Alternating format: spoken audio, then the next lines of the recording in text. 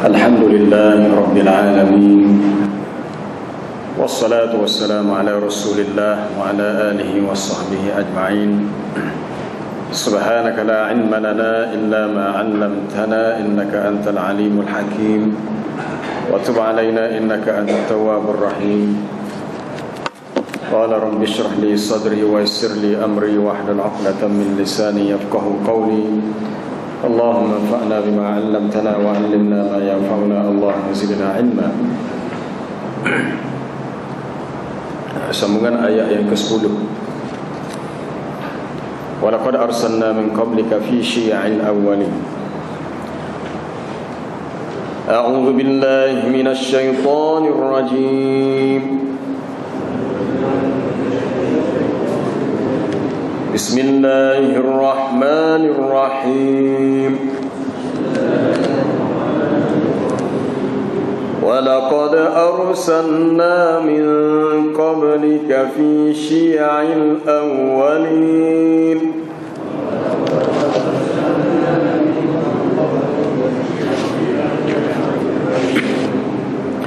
وَمَا يَأْتِيهِمْ مِنْ رَسُولٍ إِلَّا كَانُوا بِهِ يَسْتَهْزِئُونَ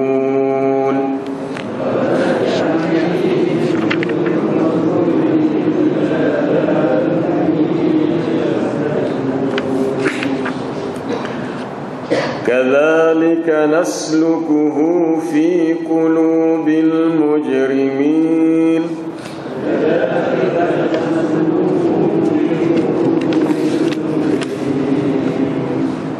لا يؤمنون به وقد خلت سنة الأولين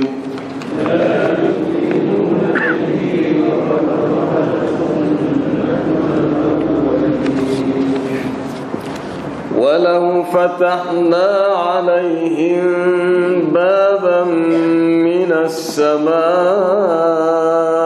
فظلوا فيه يعرجون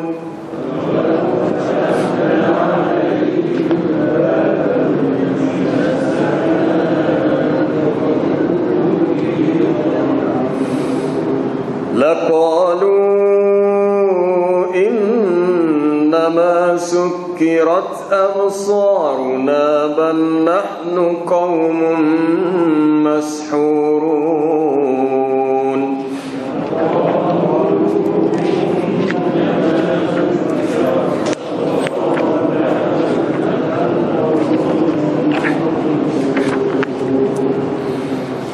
ولقد جعلنا في السماء بروجا وزيناها للناظرين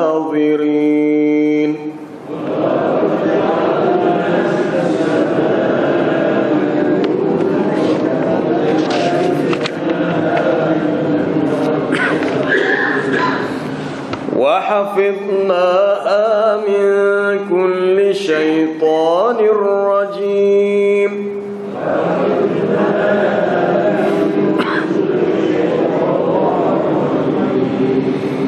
إلا من استرق السمع فأتبعه شهاب مبين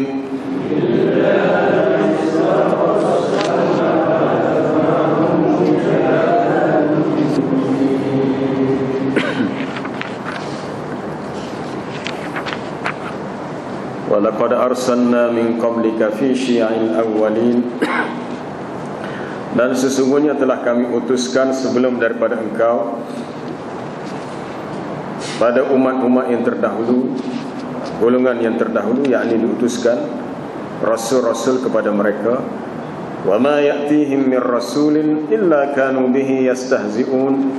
Dan tidaklah datang kepada mereka dari seorang rasul melainkan adalah mereka itu memperolok-olokkan atau mempersenda-sendakan rasul berkenaan. Kadzalik, demikianlah naslukuhu fi qulubil mujrimin, kami masukkan sifat istihza, sifat memperolok-olokkan itu dalam hati orang-orang yang berdosa, sebagaimana orang-orang kafir umat terdahulu memperlakukan kepada rasul yang diutuskan kepada mereka. Maka begitulah yang dilakukan oleh al-mujrimin, orang-orang yang bersalah ataupun orang-orang yang ingkar terhadap dakwah Nabi sallallahu alaihi wasallam. La yu'minuna bih, mereka tidak beriman dengannya, tidak beriman dengan Al-Quran. Wa qad khalat sunnatul awwalin, dan sesungguhnya telah berlalulah sunnah ataupun ketentuan Allah seperti yang ditentukan kepada umat terdahulu, iaitu dibinasakan orang yang menentang Rasulullah sebagaimana dibinasakan umat terdahulu yang menentang Rasul mereka. Kalaulah kami bukakan kepada mereka satu pintu daripada langit, satu sahaja pintu daripada pintu-pintu langit, nescaya jadilah mereka terus-menerus boleh naik ke atasnya. Dan apabila mereka melihat tanda-tanda kekuasaan Allah yang begitu hebat dan banyak di atas sana, nescaya mereka akan berkata bahawasanya telah disamarkan pandangan mata kita. Apa yang kita lihat tidak yang sebenarnya. Mereka menuduh bahawasanya yang mereka lihat adalah suatu permainan sihir. Bal nahnu qaumun, bahkan kami ni kaum yang telah terkena sihir. Walaqad ja'alna fis sama'i burujan, sesungguhnya telah kami jadikan di langit adanya buruj, yakni gugusan-gugusan bintang, dan kami hiaskannya untuk orang-orang yang melihatnya. Wa hafidnaha min kulli syaitanir rajim, kan kami peliharanya daripada setiap syaitan yang direjam. Illa man istaraka sam'a, melainkan sesiapa yang mencuri dengar perkhabaran gaib di langit yang Allah Ta'ala beritahu kepada para malaikat, maka mana-mana syaitan yang cuba mencuri dengar, ia akan diikuti oleh syihab berbola api yang jelas, yang terang, iaitu yang diambil daripada bintang. Baik, ayat ke-10. Sesungguhnya telah kami utuskan sebelum daripada engkau dari kalangan umat terdahulu rasul-rasul kepada mereka. Allah Ta'ala telah mengutuskan rasul yang sangat ramai. Thumma arsalna rusulana tatra, kullama ja'a ummatan rasuluha kadzabuh. Kemudian kami utuskan rasul kami secara berturut-turut. Setiap kali datangnya seorang rasul, maka mereka itu mendustakannya. Ayat ini menegaskan bahawasanya telah diutuskan kepada umat terdahulu utusan yang begitu ramai, dan telah sampai dakwah Rasul itu, dan manusia mengetahuinya, mereka boleh memikirkannya, tetapi disebabkan keras kepala, degil, angkuh, sombong, mereka menolak dakwah Rasul walaupun dibuktikan dengan mukjizat-mukjizat yang tertentu, di mana tidak ada alasan untuk manusia menolak, dan tidak ada alasan untuk manusia tidak beriman, kecuali disebabkan inad, engkarnya mereka, juhud, rasa keras kepalanya mereka, engkarnya mereka, lalu mereka menolak disebabkan mengutamakan kemahuan hawa nafsu dan kepentingan dunia. Kita melihat sejarah yang berlaku kepada dakwah Nabi Rasul, Nabi-Nabi dan Rasul terdahulu. Sebab utama kenapa orang-orang kafir menolak dakwah Rasul, kerana mereka melihat, pertama, Rasul itu dari kalangan manusia juga. Yang kedua, pengikut Rasul kebanyakannya adalah alladzina istad'ifu, orang-orang yang lemah ataupun orang-orang yang ditindas. Manakala penentang para Rasul adalah orang-orang yang berkedudukan, orang-orang yang berkepentingan, yang disebut dalam Quran dengan perkataan al-mala'. Qala al-mala'u alladzina kafaru min qaumih, qala al-mala'u min qaumihi, berkatalah pemuka-pemuka, pembesar-pembesar yang kafir dari kalangan kaum mereka. Disebabkan mereka orang yang ada kedudukan, yang ada kepentingan, yang ada harta benda, menyebabkan Rasul itu ditolak dan didustakan. Padahal tidaklah datang kepada mereka seorang Rasul, kecuali setiap Rasul itu mereka istihza', persendakan. Istihza' maknanya mereka permainkan. Sifat istihza' adalah sifat yang wujud pada orang-orang kafir. Dan Allah Ta'ala menceritakan dalam Quran bahawa sifat istihza' juga berlaku kepada orang-orang munafik. Sifat orang munafik istihza'. Qul abillahi wa ayatihi wa rasulihi kuntum tastahzi'un, adakah terhadap Allah, ayatnya dan rasulnya kamu mahu istihza', mempersendakan, mempermain-mainkan. La ta'tadhiru qad kafartum ba'da imanikum. Tidak perlulah kamu memberi sebarang alasan, sesungguhnya kamu telah menjadi kafir setelah kamu beriman. Ayat ini ditujukan kepada golongan munafikin yang istihza, mempermain-mainkan ayat Allah dan dakwah Nabi sallallahu alaihi wasallam. Istihza yang dilakukan terhadap Rasul terdahulu, baik dalam ayat sebelumnya kita telah baca minggu lepas bagaimana orang-orang kafir Mekah menuduh Nabi kita la majnun, gila. Ada yang menuduh Nabi sebagai syair, ada yang menuduh Nabi sebagai kahin, tukang tilik nasib. Nabi Nuh alaihi salam dituduh sesat, Nabi Hud dituduh safahah, bodoh. Itu adalah tuduhan-tuduhan atas tujuan untuk istihza. Nabi Musa alaihi salam diaibkan dengan sesuatu yang memalukan. Pernah kita baca kisahnya sebelum ini. Dan Nabi Musa alaihi salam apabila mahu menyelesaikan satu kes pembunuhan yang berlaku dalam kalangan Bani Israel, lalu mereka minta bagaimana nak selesaikan. Mereka kata, tanyalah kepada Allah macam mana kita nak selesaikan. Lalu Nabi Musa beritahu, Tuhan aku memberitahu supaya kamu menyembelih lembu. Qala innahu yaqulu qalu ud'u lana rabbaka yubayyin lana wa id qala Musa liqaumihi innallaha ya'murukum an tadhbahu baqarah. Apabila Nabi Musa sebut Tuhan memerintahkan kamu sembelih lembu, lalu mereka berkata, qalu atattakhizuna huzwa, kamu nak main-main. Sedangkan itu bukan perintah untuk main-main ataupun untuk suka-suka. Dan oleh kerana mereka tidak boleh menerima arahan itu, lalu mereka cuba mempermainkan Nabi Musa. Lembu, okey, lembu yang macam mana, warnanya macam mana, sifatnya macam mana. Oleh kerana banyaknya soal jawab menyebabkan perkara yang mudah menjadi susah, menyebabkan perkara yang boleh diselesaikan dengan cepat jadi sukar kerana sifat istihza. Adapun mereka bertanya bukan untuk tahu tetapi untuk istihza, untuk mempersendakan ataupun untuk menyakitkan hati Rasul yang berdakwah. Ini tabiat manusia yang degil. Apabila sampai kepada kita perintah-perintah agama, maka kita kena terima dengan sami'na wa ata'na. Jangan sekali-kali dipersendakan perintah agama, dipermainkan perintah agama. Sebab risikonya, kesannya sangat buruk dan sangat besar. Seseorang yang melakukannya dalam keadaan dia sedar, maka boleh merosakkan akidahnya dan merosakkan agamanya. Sebab tidak ada balasan bagi orang yang istihza kecuali dia akan menerima balasan kehinaan. Balasan kehinaan disebut istihza ataupun sukhriyah. Sukhriyah ataupun mempersendakan, mengejek, memperolokkan.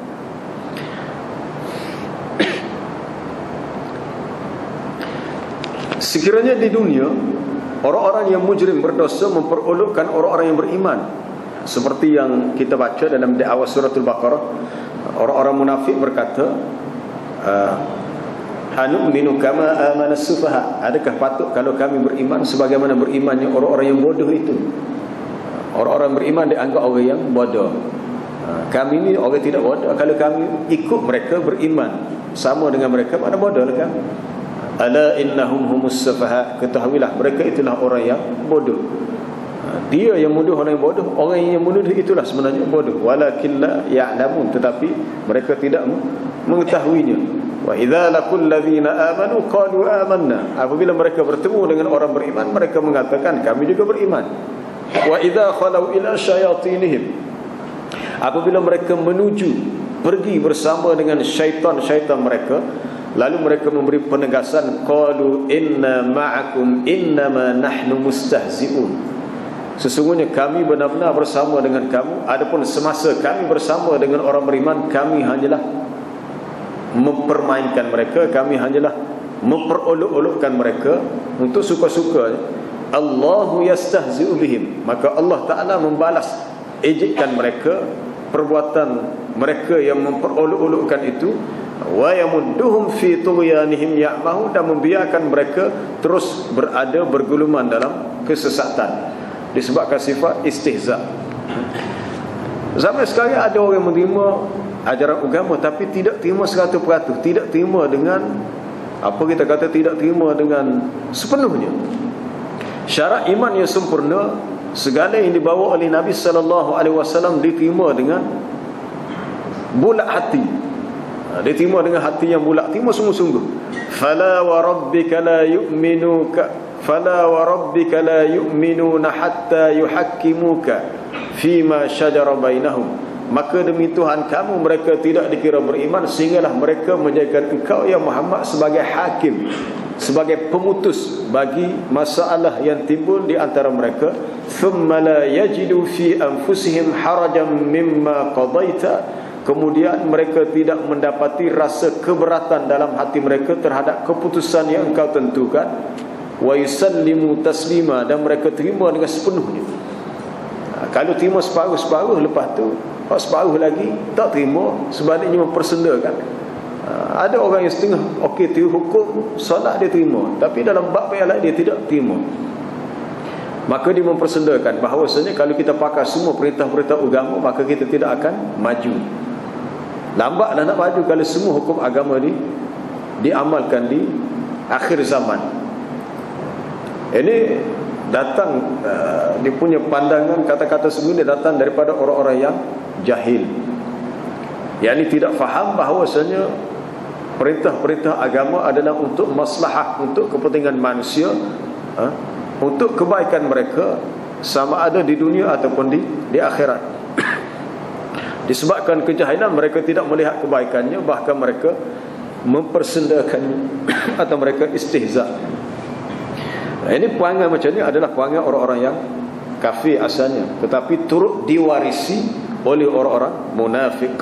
Kadzalika naslukuhu fi qulubil mujrimin la yu'minuna bihi wa qad khalat sunnatul awwalin. Demikianlah kami memasukkannya, nuslikuhu nudkhiluhu, kami masukkan dalam hati orang-orang yang mujrim, orang yang bersalah, orang yang berdosa. Disebabkan mereka memilih untuk tidak menerima dakwah Rasul. Dakwah Rasul ni boleh pilih. Seseorang yang pilih maka dia selamat. Seseorang yang tidak memilih maka dia tidak akan selamat. Allah Ta'ala tidak ijbar, tidak paksa, tidak ikrah. Seseorang yang sampai kepadanya dakwah Rasul, maka dia boleh pilih. Tapi kalau dia pilih yang salah, maka dia berhak untuk disiksa, diazab. Wa ma kunna mu'adzibina hatta nab'atha rasula. Kami tidak akan menyiksa, mengazab manusia sehingga diutuskan Rasul. Yang ini apabila Rasul sudah sampai, dakwah Rasul sudah mereka terima, tetapi akhirnya mereka tolak juga, dan mereka tidak mahu mengambilnya sepenuhnya, maka berhaklah mereka diazab di hari kiamat, ataupun boleh jadi disegerakan azab di dunia. Allah Ta'ala memasukkan dalam hati mereka begitu kerana mereka yang memilih untuk jadi begitu. Fi qulubil mujrimin, perkataan mujrimin sekali lagi digunakan. Mujrimin, perkataan yang banyak diulang dalam Quran, ditujukan kepada orang-orang yang bersalah, sama ada orang yang zalim, orang yang kafir, orang yang munafik. Mujrim, orang yang bersalah. Innal mujrimina fi azabi jahannam khalidun walau tara idhil mujrimuna nakisu ru'usihim. Mujrim fi qulubil mujrimin wa wudi'al kitabu fataral mujrimina mushfiqina mimma fihi. Pada hari kiamat apabila diletakkan atau diagihkan, diberikan buku amalan manusia, engkau ya Muhammad akan melihat orang-orang yang mujrim. Orang-orang yang mujrimin itu penuh rasa musyfiqin, ketakutan. Mujrimin tidak hanya orang kafir saja, umum. Boleh jadi dia orang yang fasik, boleh jadi orang Islam yang munafik, boleh jadi orang yang zalim. Sesiapa sahaja yang melakukan kesalahan, maka dia dianggap al-mujrimin, al-mujrimun, ataupun allazina ajramu. Wailul lil mutaffifin allazina idza iktalu 'alan nasi yastawfun. Dalam surah ni Allah Taala menyatakan di atas sifat jarimah, jenayah, kesalahan yang dibuat oleh manusia adalah menipu orang lain dalam urusan timbang menimbang, suka menyuka ketika melaksanakan urusan jual beli. Maka ada di antara mereka yang jujur, yang disebut sebagai al-murar, ada yang khianat, yang disebut sebagai al-fujjar. Masing-masing berada pada kedudukannya, sama ada fi sijjin atau fi illiyin. Adapun orang yang mujrim, innal ladzina ajramu kanu minal ladzina amanu yadhakun. Sesungguhnya orang-orang yang bersalah, orang-orang yang mujrim itu, apabila mereka bersama orang beriman, mereka mentertawakan orang yang beriman.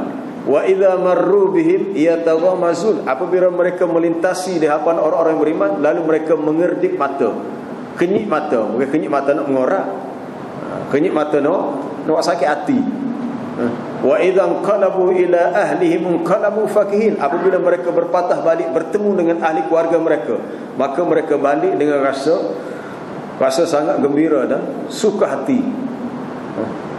Tetapi pada hari kiamat nanti sebagai balasannya, fal yawmal ladzina amanu minal kuffar yadhakun, maka pada hari ini orang-orang beriman akan mentertawakan orang-orang kafir. Orang-orang kafir yang dimaksudkan dalam ayat sebelumnya, alladzina ajramu, akan ditertawakan oleh orang-orang yang beriman. Itu al-mujrimin. Kenapa jadi begitu pada hati orang yang mujrim? Apabila sebagaimana disebut, apabila mereka ikhtiar, mereka pilih yang salah, maka Allah Ta'ala melaksanakan ketetapannya, nuslikuhu nudkhiluhu aw naj'alu fi qulubihim, kami jadikan dalam hati mereka ada istihzaan, juhudan, inadan, takabburan, engkar, sombong, angkuh, keras kepala. Sebagaimana dalam ayat yang lain, apabila mereka menolak dakwah Rasul, lalu waja'alna ala qulubihim akinnatan an yafqahuhu wa fi adhanihim waqra, kami jadikan pada hati mereka ada akinnah. Akinnah bermakna altiyah, ada penutup. Allah Ta'ala menjadikan pada hati orang yang kafir, yang mujrim itu penutup. Adakah kerana Allah Ta'ala mahu menganiaya mereka atau menzalimi mereka? Tidak. Bukan kerana Allah Ta'ala mahu menganiaya mereka, tetapi sebab mereka memilih jalan yang salah, lalu disempurnakan hukuman sehingga dijadikan hati mereka tertutup, dan pada lubang telinga mereka ada waqra, ada penyumbat. Wa in tad'uhum ilal huda falan yahtadu idzan abada, sekiranya kamu menyuruh mereka kepada petunjuk, maka mereka tidak akan mendapat petunjuk selama-lamanya, kerana pada hati mereka sudah tertutup dan pada lubang telinga mereka sudah ditutup. Maksud tutup di sini bukan tutup yang boleh dilihat, suatu tutupan yang menyebabkan mereka tidak faham agama Allah, mereka tidak faham ayat Allah. Mereka mendengar, tetapi apa yang mereka dengar sebagaimana yang didengar oleh binatang. Gapo dia binatang dengar? Wa masalul ladzina kafaru kamatsalil ladzi yan'iqu bima la yasma'u illa du'aan wa nidaa summun bukmun 'umyun fahum la ya'qilun. Perumpamaan orang-orang kafir apabila disampaikan dakwah kepada mereka seumpama suara jeritan laungan yang disampaikan kepada binatang-binatang, yang mana binatang itu tidak dengar kecuali panggilan-panggilan dan seruan-seruan. Dia dengar orang panggil tapi dia tak faham. Seperti suara jeritan yang menyeru memanggil binatang. Bila kita panggil binatang ternakan kita, dia panggil tapi dia tak faham, dia hanya dengar sahaja. Begitulah buruknya tabiat orang-orang kafir, sehingga diberi sifat summun bukmun umyun. Mereka itu pekak, bisu dan buta. Fahum la ya'qilun, dan mereka itu golongan yang tidak berakal. Sifat yang sama juga dinyatakan oleh Allah. Ayat ini tidak dalam surah Baqarah, dalam juzuk yang kedua, di awal juzuk yang pertama. Apabila Allah Ta'ala menceritakan sifat orang kafir, sama juga, mathaluhum kamathalil ladzi istawqada nara falamma adha'at ma hawlahu dhahaballahu binurihim wa tarakahum fi dhulumatin la yubsirun summun bukmun 'umyun fahum la yarji'un. Di awal surah summun bukmun 'umyun fahum la yarji'un, di pertengahan surah yang sama juzuk kedua summun bukmun 'umyun fahum la ya'qilun. Mereka itu pekak, mereka bisu, mereka buta, mereka tidak kembali ke jalan yang benar. Mereka pekak, mereka bisu, mereka buta, mereka tidak berakal. Suatu kehinaan bagi orang-orang yang hatinya mati disebabkan engkarnya mereka, degilnya mereka, kerasnya hati mereka. Sebab itu di antara jalan hidayah yang kita boleh ambil hidayah itu ialah dengan cara bitafakkuri, dengan cara berfikir. Berfikir. Seseorang yang tidak mahu berfikir bermakna dia telah menta'atilkan, mengsia-siakan kelebihan akal ataupun fikiran yang diberikan kepadanya.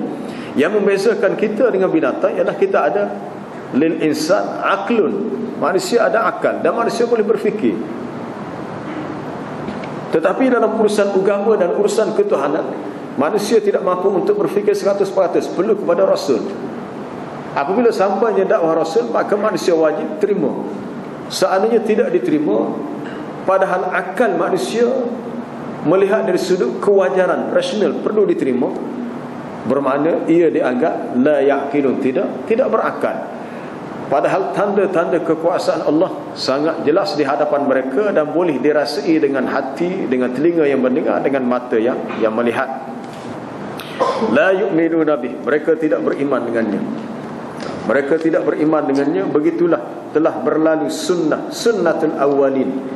Perkataan sunnah dalam Quran dia mari dengan banyak. Sunnataman qad arsalna min qablika min rusulina. Itulah sunnah, ketentuan Allah yang telah ditentukan kepada orang terdahulu yang telah kami utuskan Rasul. Kemudian adanya sunnatul awwalin, ataupun disebut juga dalam ayat sunnatullahi allati qad khalat fi ibadihi. Itulah sunnah Allah, peraturan Allah, ketentuan Allah yang telah berlalu pada hambanya. Sunnatullahi fil ladzina khalau min qabl wa lan tajida li sunnatillahi tabdila. Itulah sunnah Allah yang telah berlalu kepada orang yang lebih awal, dan kamu tidak akan mendapati perubahan pada sunnah Allah. Sunnatul awwalin merupakan suatu ketetapan yang telah berlaku kepada orang terdahulu. Orang-orang terdahulu merujuk kepada umat terdahulu. Perkataan sunnatul awwalin diulang dalam ayat-ayat yang tertentu. Dalam suratul Kahfi, walaqad sarrafna fi hadzal qur'ani lin-nasi min kulli mathal wa kana al-insanu akthara shay'in jadala wa ma mana'an nasa an yu'minu idh ja'ahumul huda wa yastaghfiru rabbahum illa an ta'tiyahum sunnatul awwalin aw ya'tiyahumul 'adzabu qubula.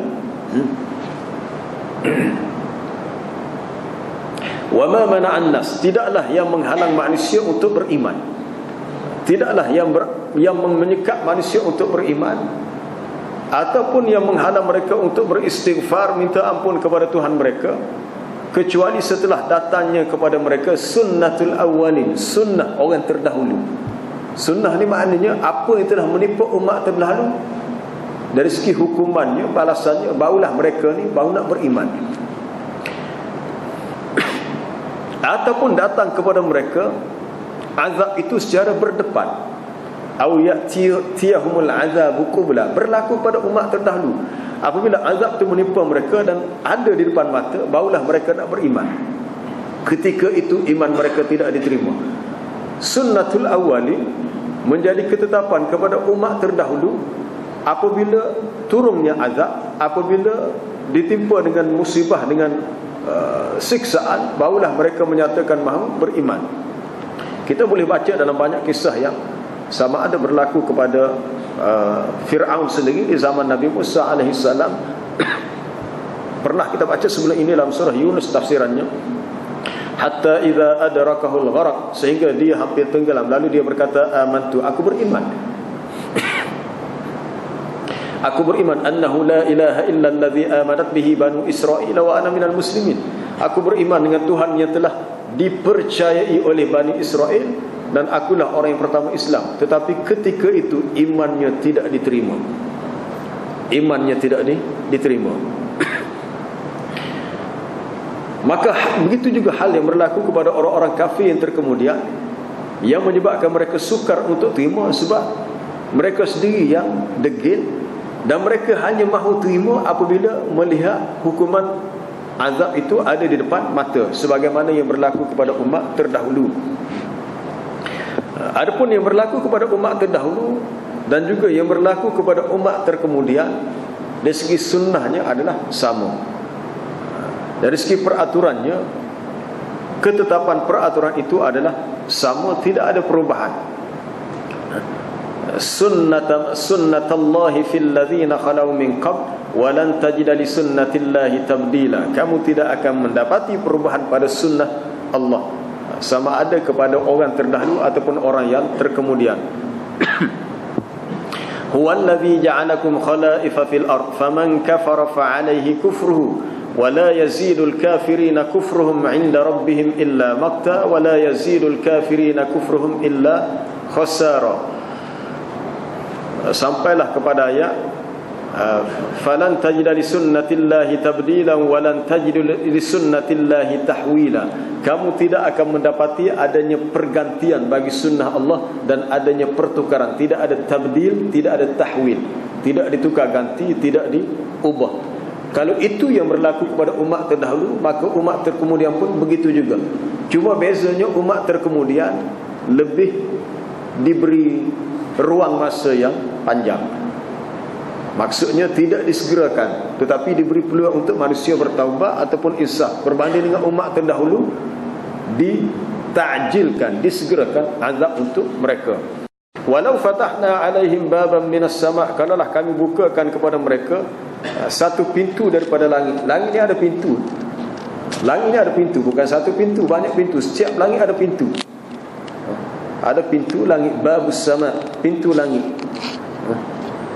Langit pertama, langit kedua, langit ketiga. Pada malam Isra' dan Mi'raj, ketika Nabi SAW dibawa melawat alam sana bersama dengan Jibril alaihissalam, setiap kali melepasi satu langit, maka malaikat Jibril akan ditanya oleh malaikat yang menjaga pintu langit, siapa bersama dengan kamu?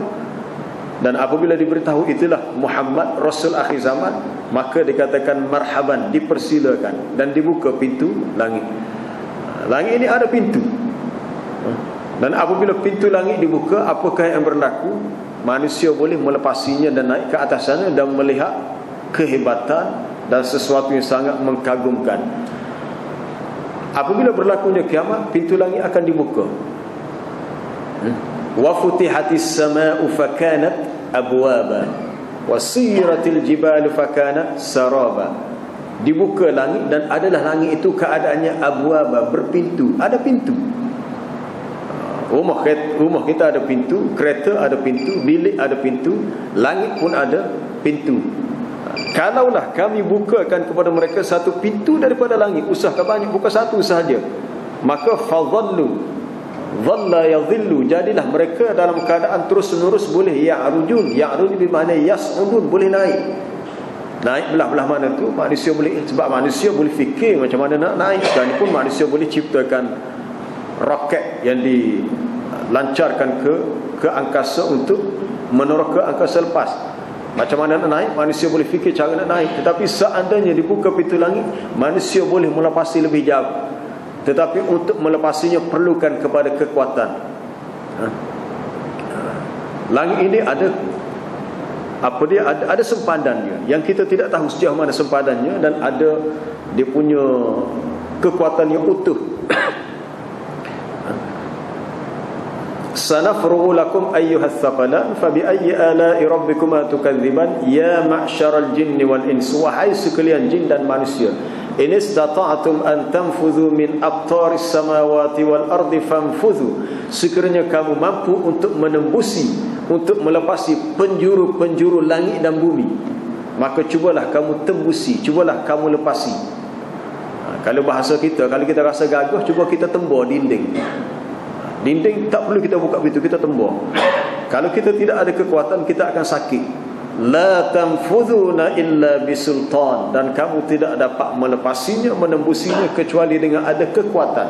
Sultan boleh bermakna al-quwwah al-jasadiyah, kekuatan jasad, kekuatan tubuh badan. Al-Syekh Mutawalli Sya'rawi rahimahullah, seorang tokoh ulama di Mesir, mentafsirkan sultan di sini dengan makna ilmu. Manusia tidak mampu untuk melepasi penjuru langit kecuali dengan ada ilmu. Dan kalaulah dibuka pintu langit dan ilmu yang dimiliki oleh manusia memungkinkan manusia untuk melepasi pintu langit, maka dia boleh pergi lebih jauh. Adakah bila pergi lebih jauh dia akan beriman? Belum tentu.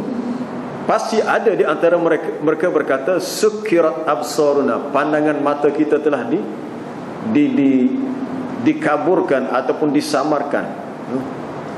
Ada pendapat menyebut perkataan sukira daripada perkataan iskar, mabuk. Mana seseorang yang melihat dalam keadaan dia seperti antara sedar dengan tidak sedar. Seperti orang yang berdepan dengan halusinasi. Halusinasi, dia melihat sesuatu yang sebenarnya tidak ada. Dia orang lain tak nampak, dia nampak. Dia mendengar sesuatu, dia yang dengar, orang lain tidak mendengarnya. Itu sukira. Lalu dia berkata, kami telah disamarkan, telah dimabukkan sehingga kami melihat sesuatu yang belum pernah kami lihat. Bahkan mereka mendakwa kami adalah golongan yang telah terkena sihir. Kenapa mereka berkata begitu? Padahal mereka belum melihatnya. Allah Ta'ala sebut begini untuk menyatakan bahawa cantiknya, indahnya alam sana. Kita tengok di dunia ni comel dah, atas muka bumi ni. Di atas muka bumi ni mempunyai zat bahjah. Amman khalaqas samawati wal ardh, siapakah yang menciptakan langit dan bumi? Wa anzala minas samaa'i maa'a, dialah Allah yang menurunkan air daripada langit. Fa ambatna bihi hadaiqa dzata bahjah, maka tumbuhlah di atas muka bumi dengan sebab air yang turun. Apa dia? Tumbuhnya taman-taman, tumbuh-tumbuhan yang mempunyai bahjah, keindahan. Maka nalakum antum bitu syajarha, pada kamu tidak mampu untuk menumbuhkan pokok-pokok itu. Kita manusia hanya berusaha tanam, tetapi yang menumbuhkannya adalah Allah. Sehingga kita lihat indah, indah pada muka bumi, tetapi keindahan yang ada di atas sana jauh lebih hebat. Kalaulah seandainya manusia boleh melihat apa yang ada di sana, maka mereka akan melihat sesuatu yang sangat mengagumkan. Tetapi kita tidak diberi peluang oleh Allah Ta'ala untuk melihatnya. Mungkin kepada orang tertentu, seperti kepada Nabi Ibrahim. Wa kadzalika nuri Ibrahim malakutas samawati wal ardi wa liyakuna minal muqinin. Demikianlah kami perlihatkan kepada Nabi Ibrahim alam malakut yang ada di langit dan bumi. Suatu keadaan alam yang di luar dimensi yang biasa dilihat oleh manusia. Hak kita lihat ni satu baru, kita tak nampak hak di sebaliknya ada lagi atas muka bumi ni. Di klinik kita ni ada alam jin, ada syaitan, kita tak nampak. Dia berada pada satu dimensi yang lain. Kita ni ada alam musyahadah. Tapi kalau pergi alam sana, kita akan melihat sesuatu yang jauh lebih hebat. Sebab Nabi sebut di atas langit sana, sebesar-besar seluas-luas langit, tidak ada ma fiha mawdi' arba' asabi'. Tidak ada satu tempat kalau letak 4 jari letak, melainkan di sana ada malaikat yang meletakkan dahinya sujud kepada Allah. Banyaknya malaikat. Itu baru bab malaikat, belum melihat kepada keindahan tempat yang lain. Dengan segala buruj, gugusan-gugusan bintang. Was-sama'i dzatil buruj wa laqad ja'alna fis sama'i burujan tabarakalladzi ja'ala fis sama'i burujan wa ja'ala fiha sirajan wa qamaran munira. Maha suci Allah yang menjadikan di langit adanya buruj, gugusan bintang. Dia menjadikan adanya matahari siraj, menjadi pelita yang memberikan haba dan cahaya. Adanya qamaran munira, bulan yang memberikan cahaya yang lembut, yang sejuk. Semuanya itu adalah di langit. Kita melihat alam dunia ini sudah indah, tetapi sebenarnya ada di langit jauh lebih indah. Walaupun begitu indahnya, orang-orang kafir ni kalau ditakdirkan naik, dia masih mengatakan kami telah terkena sihir. Susah nak beriman. Tuan royak, kerahnya hati susah nak beriman. Jadi kita kena sabar dalam usaha dakwah. Kita hanya diminta untuk berusaha yang menentukan dia berubah, tak berubah jadi orang baik ataupun tidak menjadi orang baik, dia beriman atau tidak beriman. Itu bukan urusan kita, itu urusan Allah. Sekalipun kita melihat kerja-kerja dakwah berada pada kedudukan yang kita kata kalau buat pun mustahil orang akan ikut, ataupun sangat sukar untuk kita menarik manusia, itu pada anggapan kita. Kita hanya diminta untuk buat. Sama ada manusia terima tak terima, berubah tak berubah, itu bukan urusan kita. Apabila Nabi berdakwah peringkat awal di Mekah, menghadapi kesukaran, kepayahan yang amat sangat, sehingga dilihat tidak ada jalan untuk mengislamkan orang-orang kafir di Mekah, maka Allah Ta'ala menatakan perintah, fasda' bima tu'maru wa a'rid 'anil musyrikin. Kamu buatlah apa yang diperintahkan dan kamu berpaling daripada kerana perangai buruk orang-orang musyrikin buat. Sesuatu yang dibuat kadang-kadang kita fikir tak logik, tapi apabila datang perintah daripada Allah, maka ianya ada kemunasabahan. Siti Maryam alaihissalam, Siti Maryam alaihassalam, ibu kepada Nabi Isa alaihissalam, ketika saat hendak melahirkan Nabi Isa, dia diperintahkan untuk diberi ilham untuk menuju ke tempat yang ada pokok-pokok kurma, kebun taman, kawasan yang tanahnya tinggi rendah. Lalu dia berkata, alangkah baiknya kalau aku mati sebelum ini dan aku menjadi orang yang dilupakan. Dan dia mendengar suatu suara menyeru di bawahnya, alla tahzani qad ja'ala rabbuki tahtaki sariya, janganlah kamu berduka cita bersedih, Tuhan telah menjadikan di bawah kamu ada air sungai yang mengalir. Lalu diperintahkan kepada Maryam, wa huzzi ilaiki bi jiz'in nakhlah, kamu goncanglah pokok kurma itu. Cuba bayangkan, seorang ibu, seorang wanita yang menunggu masa untuk bersalin, nak beranak, dalam keadaan sakit, dalam keadaan cemas. Mungkin kita orang lelaki tak beranak lah. Mungkin kita boleh tanya mak kita, isteri kita yang memang ada pengalaman bersalin, sejauh mana tenaga yang dimiliki olehnya. Memang tak ada tenaga. Itu pun tenaga terpaksa digunakan untuk membolehkan baby itu keluar. Tiba-tiba Maryam diperintahkan goncang pokok kurma. Memang kalau fikir logik, kita kata tak logik. Kita hok gagah, hok tak mengandung, hok tak nak beranak, dia perkara kocok pokoknya, tak ada buahnya. Tak? Kalau nak tahu, aku cuba teratas hari ini. Pergi belakang rumah ada pokoknya, terah kocok pokoknya dua, ada buah, tak ada. Bagaimana seorang wanita yang sarak mengandung tunggu masa nak bersalin diperintahkan wahuzzi ilaiki bijiz'in nakhlah, goncang pokok tamak itu. Tetapi Maryam terima perintah Allah dengan yang memberi jaminan, tusaqit alaiki rutaban janiyah, akan gugurlah buah-buahnya, akan gugurlah buah-buah tamak daripada atasnya. Mana kita faham daripada sini kata apa dia, seorang penulis motivasi daripada Mesir, Amr Khalid, dalam buku dia berhubung dengan bab motivasi, kalaulah Siti Maryam yang nak bersalin diperintahkan untuk goncang pokok, walaupun benda tu dianggap macam tidak munasabah, apatah lagi kalau kita yang tidak berdepan dengan keadaan macam tu. Maknanya usaha tu perlu ada, kerja kita kena buat. Soal berjaya atau tidak, itu bukan urusan kita dan itu bukan menjadi tanggungjawab kita. Begitu juga dalam bab dakwah, walaupun digambarkan begitu keras hati orang-orang kafir sehingga sukar untuk menerima dakwah dan untuk beriman, tetapi dakwah tetap dilaksanakan walaupun sesukar mana sekalipun. Walau ja'alna fis sama'i burujan wa zayyanaha lin-nazirin, itu masuk tajuk lain dah tu. Tak apalah, kita sambung lain kali. Kalau masuk tajuk lain panjang pula ceritanya. Subhanakallah bihamdika asyhadu an la ilaha illa anta astaghfiruka wa atubu ilaik. Wal 'asri innal insana lafi khusr illa alladhina amanu wa 'amilus